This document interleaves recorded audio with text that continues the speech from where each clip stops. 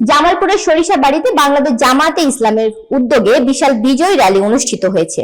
সরিষাবাড়ি প্রতিনিধি মোহাম্মদ মিনহাজ উদ্দিন জানান, মঙ্গলবার সকালে মন্ডল মোড় থেকে শহরের প্রধান সড়ক প্রদক্ষিণ করে র্যালিটি কেন্দ্র শহীদ মিনার প্রাঙ্গণে পৌঁছে দোয়া শেষে শিলামত বাজার দিয়ে সরিষাবাড়ি কলেজ মাঠে এসে শেষ হয়।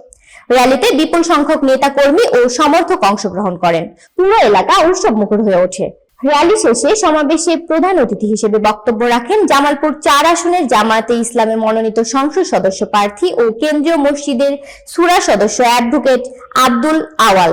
তিনি বলেন, জনগণের ভোটাধিকার প্রতিষ্ঠা ও ন্যায় ভিত্তিক সমাজ গঠনের জন্য জামায়াতে ইসলামের মাঠে রয়েছে।